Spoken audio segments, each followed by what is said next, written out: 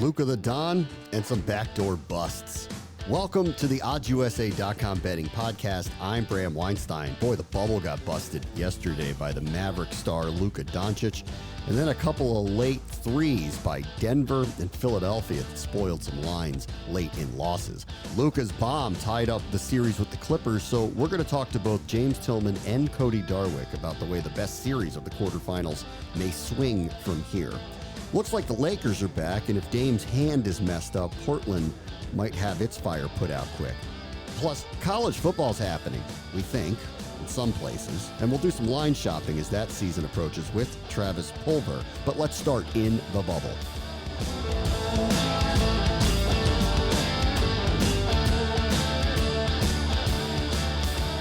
All right, let's welcome in Cody Darwick from OddsUSA.com. Hey, Cody.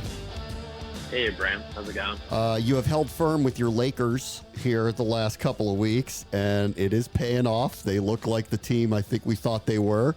And now we've got Dame with a busted-up hand. So as you look at Game 4 tonight and a 7-point spread, how you feeling about L.A.? Yeah. I mean, I think Game 1 was certainly nerve-wracking. I think Dame went off. Out of the gate, the Blazers were on fire. I mean, they scored 36 points in the first quarter of Game 1. But since then, the Lakers have kind of stabilized things defensively, at least. I know when we last spoke, we were talking about kind of taking the Blazers team total over every game, that the guards were going to run wild. But I think you have to give the Lakers some credit. Yeah.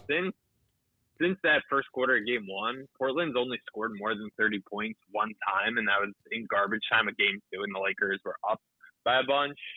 Before the series started, Portland was averaging 126 a game in the bubble, and they're at only 99 a game through 3. So this is something we saw throughout the season with the Lakers, where their guard defenders don't jump off the page at you, but between kind of Danny Green, Alex Caruso, and the big guys inside, like, I think it can't be overstated how much having someone like AD in the middle of your defense is such a game changer.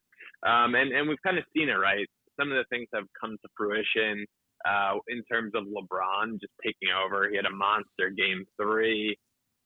And the Blazers really have no answer for him at all. Yeah. He had an incredible Game 1. He had the triple-double, scored 23 points, and felt like he could have put up a Luka-esque stat line, what he put up yesterday. And I think we're going to see more of the same with the Lakers.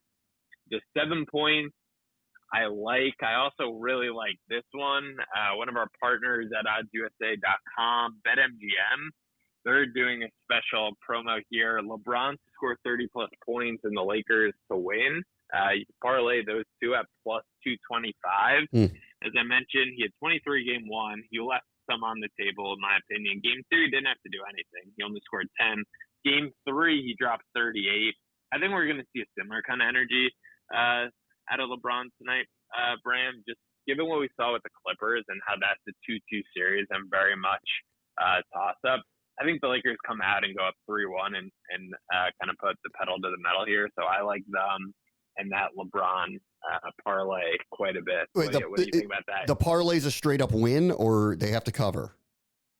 Just to win. The Lakers to win, plus LeBron to more. Yeah. Well, with him, it's all a matter of how many shots does he take and does he defer to others, because he can do that. So it's just hard to know what he's going to do, but it does sound like smart money.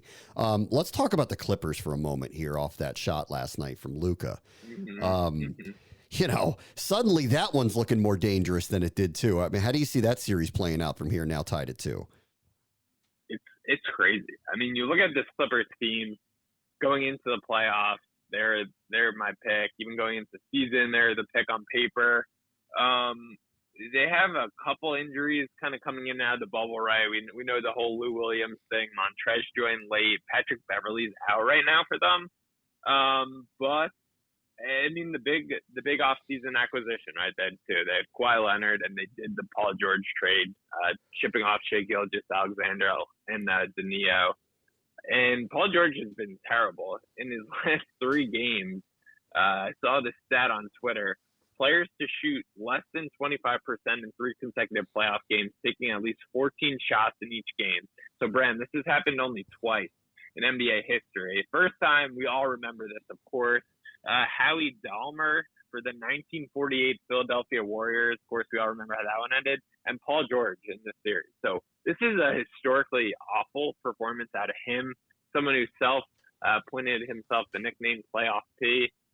He's leaving a lot to be desired. And this Mavs team is not even like they're at full strength. Porzingis missed last game. Porzingis got kicked out of the first game early with 2 technicals on kind of a weak ejection, in my opinion. So you're looking at it. There's a world where this could be a 3-1 series.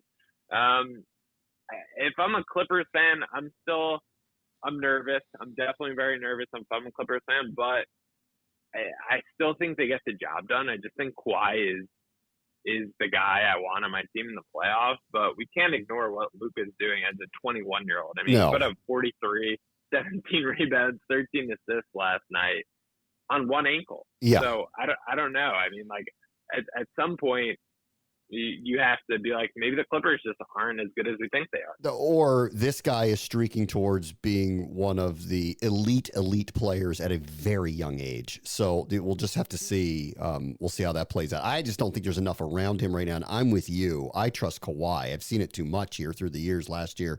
Now this year too, I think they'll pull it out. So I'm actually leaning hard on the Clippers here over the next 2 or 3 games or whatever it may be. I would be weighing in hard on the Clippers here to at least get through this series. Pacers and the Heat tonight. I think we're seeing this a little bit in hockey and a lot in basketball. The fact that no one has a home court advantage, some of these series are ending very quickly, and I think that has a lot to do with the fact that they're not playing at home. I think the Heat close them out tonight. This is a sweep. I agree, Bram.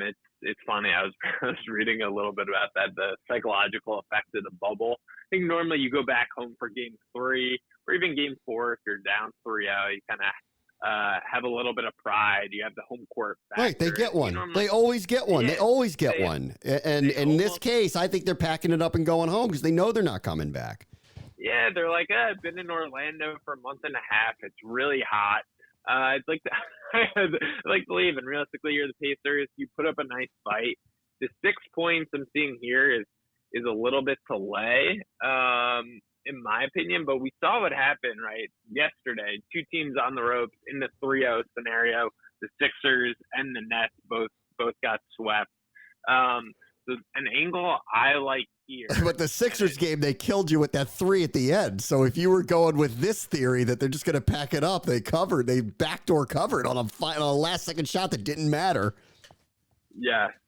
So hopefully you were money line there. If not, that would just be very Sixers. I think anyone who's ever bet a 4 against them, unless you just always fade the Sixers. I have of late, and it's largely been okay. But I think coming into the season, they sucker me in quite a few times.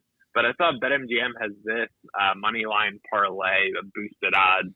Lakers, Heat, and Rockets, which I think we'll get to in a little bit here, at plus 185 to win. And just piggybacking on your point, I think the Pacers are going to pack it in a little bit here. Less to play for. Heat will have the chance to rest up ahead of their matchup versus the Bucks, which, right, if they can sweep the Bucks, we know we'll have to go at least 5 there. So I like that quite a bit. Did you catch some of this Rockets OKC game on, was it Saturday night? Yeah, so I thought that would be a competitive series, and I actually thought, I'm like, OKC's got a shot at them, especially with Westbrook out. I think they've got a real shot at them. The first couple of games made me change my mind, and the spread today, I don't know how you read that. That is a small number. I'm looking at 2.5. It may be different in front of you, but that's what I'm looking at right now.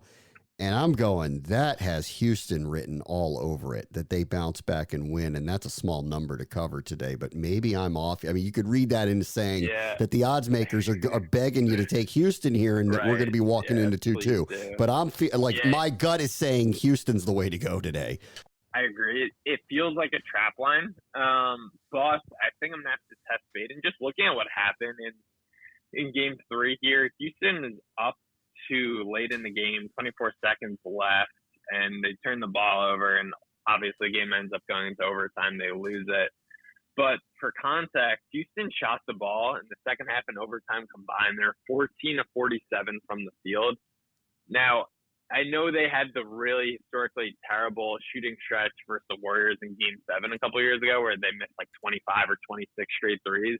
But this Houston team, they're set up for it to be Harden and shooters, and I think they get the job done. I know there's a little bit of hype about the guy Dort, who's covering James Harden. If he can be a little bit of a stopper there, I'm not buying it.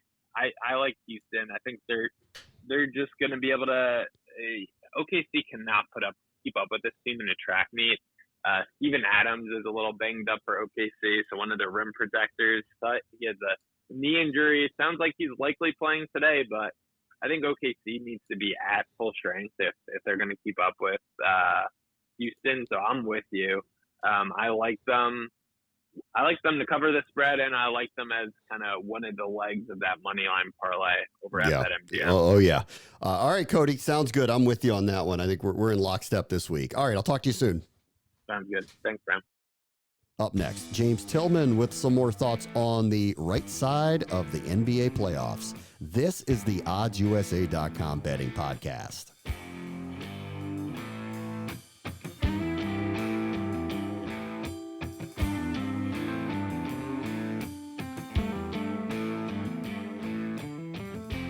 Enjoying the podcast and feel like taking advantage of our experts' advice? Or maybe you think you know better and want to fade everything you just heard. Whatever your pleasure, place all your bets with OddsUSA.com. That's right, at OddsUSA.com, we have everything your sports betting heart desires. From game odds covering the spread, over-unders, and money lines, to futures betting as well as prop bets and best bets. OddsUSA.com is your one-stop shop for placing all your sports bets this season. When it comes to legal online sports betting, OddsUSA.com has you covered. Head on over to our website right now and find the best way to make the most money. You can do that by easily comparing which sportsbook is best for your bet, then just click on the action button and put your money where your mouth is. The best bets and deals take only a minute to complete, so head on over right now to OddsUSA.com and take advantage of all our offers today. That's ODDSUSA.com and get started today. And happy betting. Let's welcome in James Tillman from OddsUSA.com, and let's focus in on the bubble in Orlando. Hey, James, how are you? Okay, how about yourself, bro? I'm doing all right. So Portland, as expected, gave the Lakers a real good scare in game one of that series after being so red hot after the restart. Lakers obviously have steadied themselves, and Dame's been fighting through a little bit of an injury. How do you see things going here in game four? Well, obviously it depends on how that injury continues to affect him, because I know some of his post-game comments had to do with the fact of it being sore, and he was trying to adjust to it, and it was causing him to lose the ball on multiple possessions and everything like that. So I think that that's going to play a role going forward. I know that especially during the second half of that game, I want to say he was 2 for 9 shooting to finish 8 for 20 overall for the game. So I think that, as well as how Anthony Davis continues to play, will dictate how this series goes tonight, as well as however many games there are remaining. How about 7.5? That feels strong here, but that's where it's at coming into this thing. What, the Lakers? 7.5 is the spread. That feels strong to me. That makes them prohibitively a favorite. Yeah.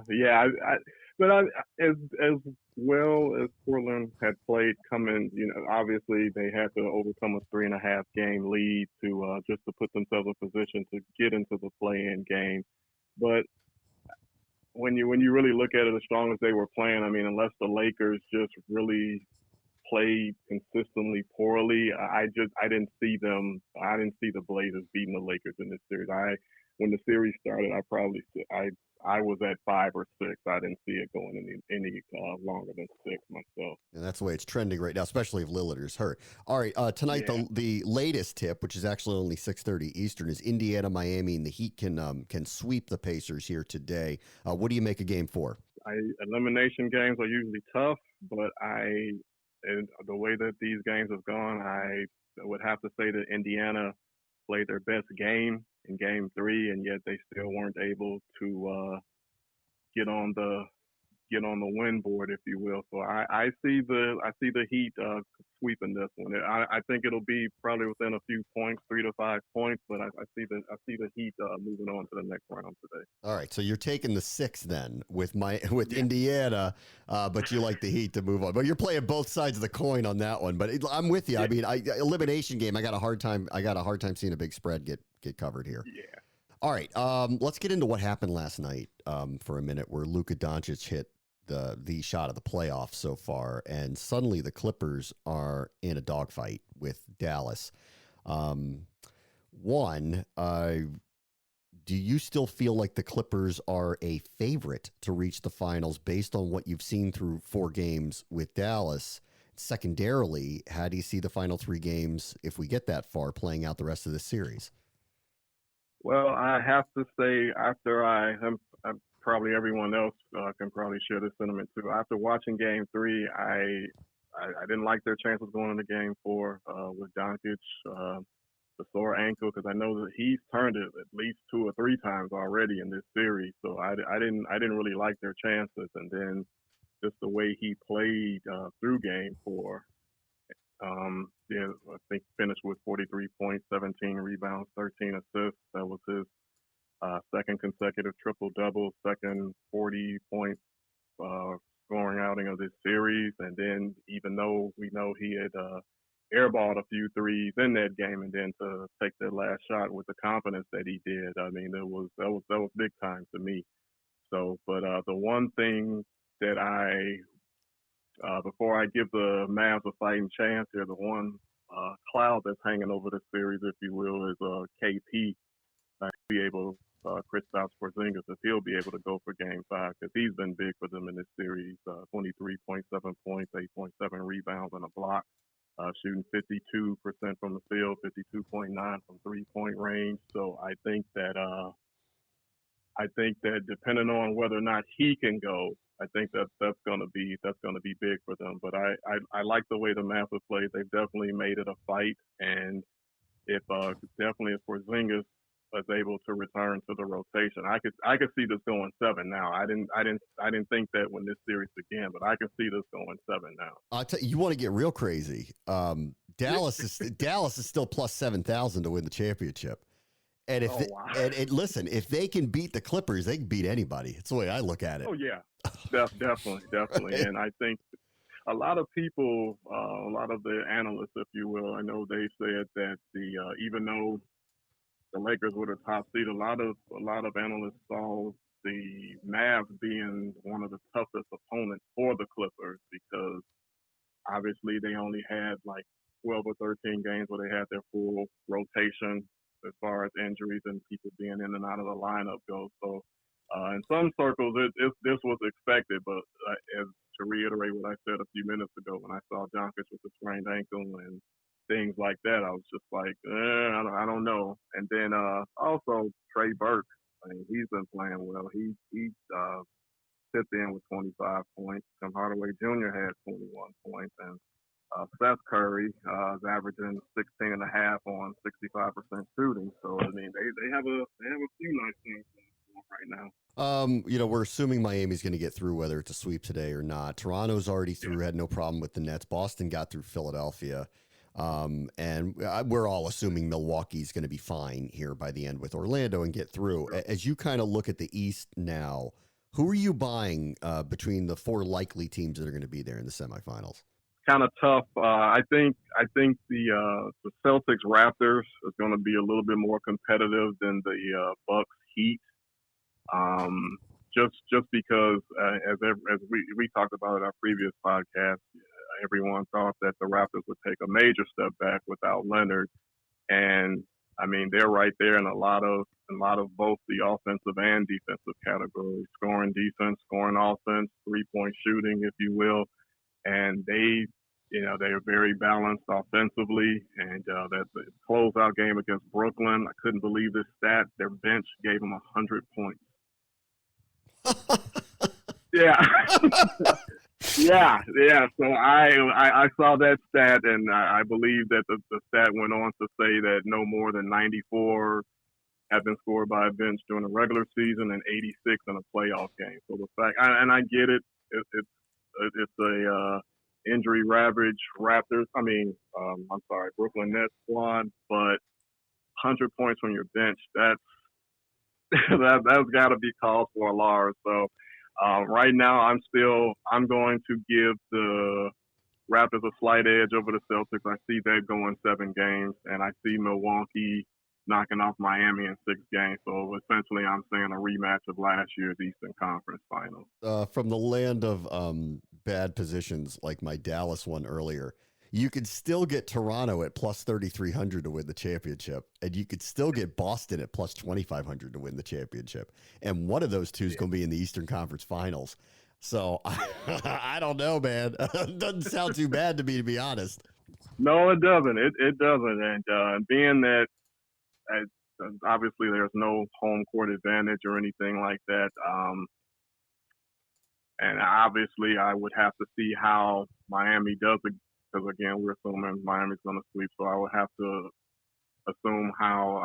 see how Milwaukee will do against Miami. But I mean, the Raptors are rolling right now. I like the way they're playing, and give Boston credit. They took advantage of a shorthanded Sixers team, and Tatum and Walker and Jaylen Brown all played well in that series. But I still have to go. I have to go with my gut. I have to give the Raptors the edge in that semifinals matchup. All right, we'll catch up with you next week, see where we stand once we get there. Thanks, James. Okay, thanks, Bram. Have a good one. Up next, Travis Pulver on the start of, we think, the college football season. This is the OddsUSA.com betting podcast.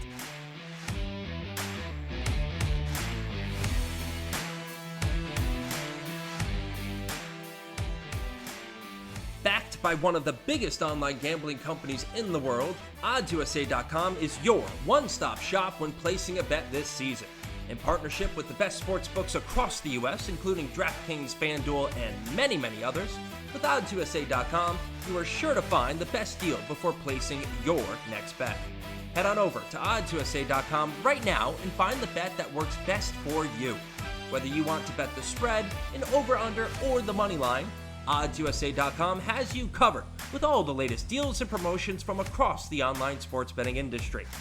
Find the deal that's best for you and place your bet right now, or read previews and betting tips from our team of experts and then put your money where your mouth is. Whatever your pleasure, go to OddsUSA.com right now and get started today. That's OddsUSA.com, ODDSUSA.com, and place your bets now. Good luck.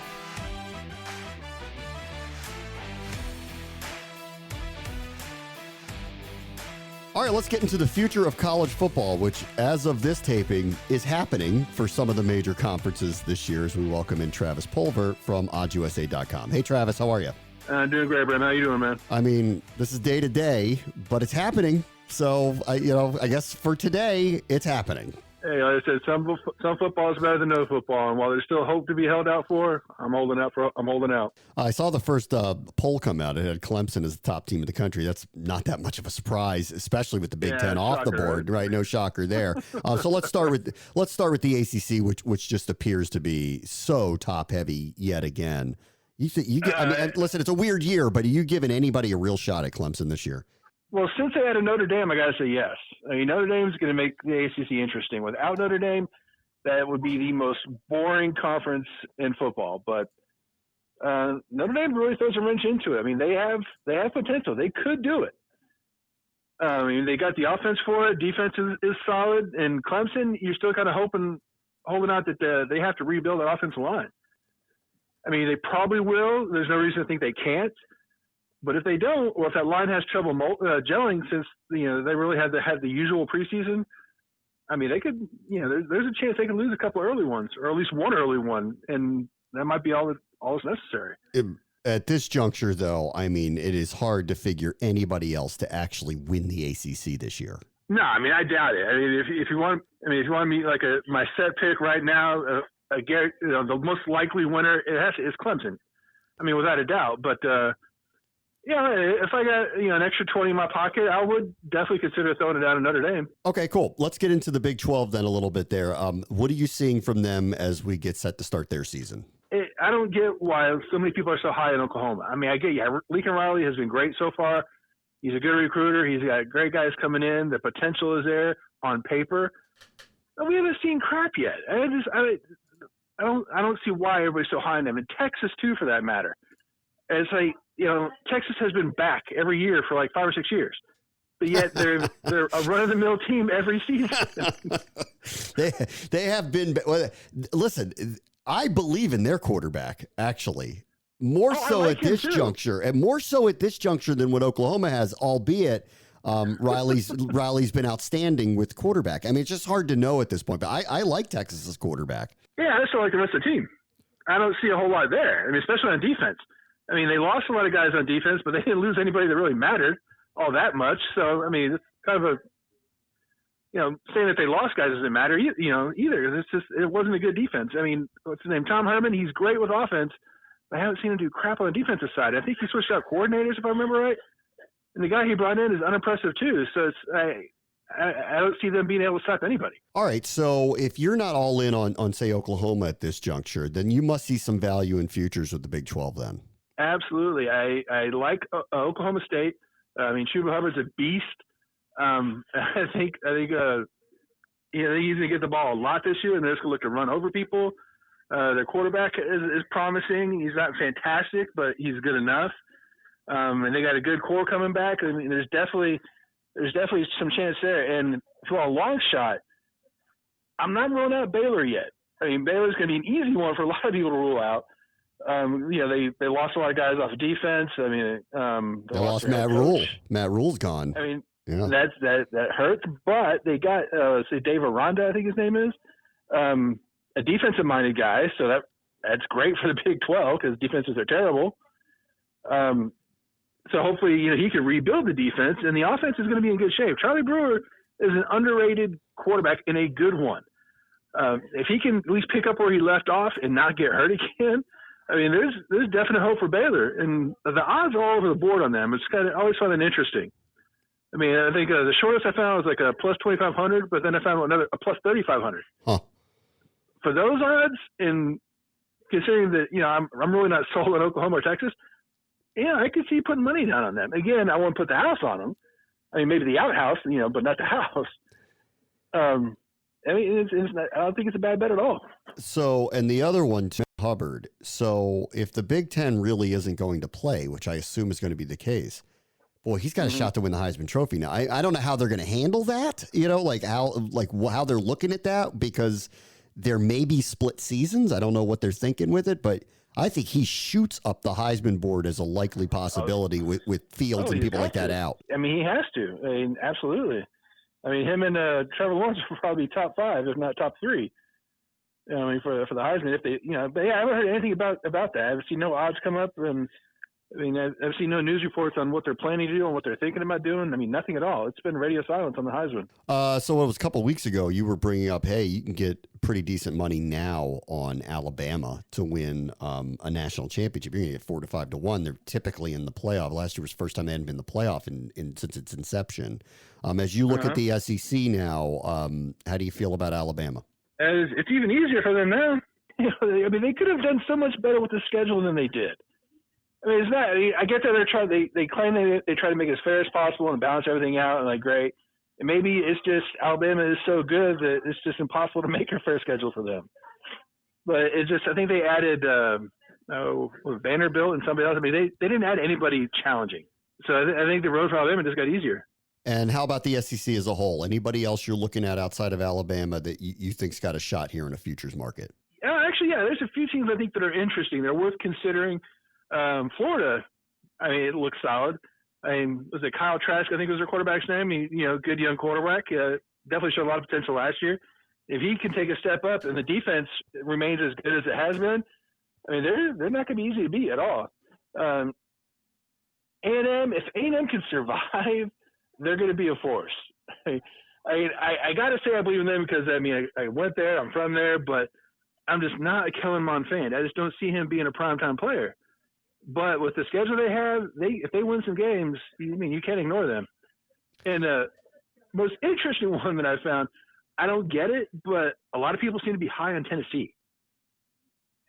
And I really don't know why. I've tried to read up and find out, and I don't see anything that's overly impressive to me, especially considering the rest of the SEC. But a lot of folks seem to think they got a shot, and if they're right, you look at their odds. I mean, I think DraftKings had the highest I found at plus 10,000. That's a heck of a payout if he would actually win the SEC. The other one too is LSU. I don't think anyone knows how good they are because of how many really great high level players ended up going off of that team and going into the NFL. Well, they lose like 17 starters or something like that. It's some ridiculously high number of starters. I see them ranked high and people talking real high about them, but we have no idea who their team is. You have no idea who their team is, but my point for them is that's not a one-off program. Like that wasn't a lucky they just happened to have this kind of year. I definitely wouldn't bet on them right now because right now I think the odds are kind of short for so much uncertainty. All right, so you're saying hold on the plus 10,000 Tennessee, but there's a maybe there. I mean, if you're going to do that. If you got $10 that you don't care about, or if you got $100 bill burning a hole in your pocket that you must get rid of, that's not a bad place to put it. If you can accept the fact that you'll probably never see it again. That's right. Or actually, you get to late October and you go, there might be a chance with this, and then it just breaks your heart because there's no end result that seems to work out to that happening. But we'll see. Yeah, but on the off chance that it actually happens, you're going to be the toast of the town. Everyone's going to be talking about you, and you're going to have a whole lot more money in your pocket burning a hole. But, yeah, just don't count on it. Travis Pulver, hey, where can they find you on Twitter? Oh, at FatManWriting. Perfect. That is my handle. It's if you're wondering why, because I'm fat and I like to write. So I figured this kind of made sense. Yeah, it's very clear. We know exactly where you are. All right, Travis, thank you. We'll talk to you next week. All right, sounds good, man. Thanks. I'll let you go with a couple series odds futures that are standing out to me as the NHL Conference semifinals get going. Philip Grubauer is out for Game 2 of the Colorado-Dallas series, and backup Pavel Francouz is going to take over. And he played a lot down the stretch pre-pandemic when Grubauer was hurt, but a backup down 1-0 in a series. Dallas right now, it's not juicy enough to jump on them. They're only giving you plus 130, but if they were to steal Game 2, that may ultimately shift the minus 150 on the Avs to a more juicy number. And if you get anything close to even money on Colorado, if they're in a hole, jump on it. As for Philadelphia and the Islanders, there's no premium being asked to take the Flyers minus 115 in most places to win that series. They scored 40 more goals than the Islanders did over the course of the season. This is a gift, and it's Philly in 6. And that will do it for this episode of the OddsUSA.com betting podcast. We'll see you Thursday.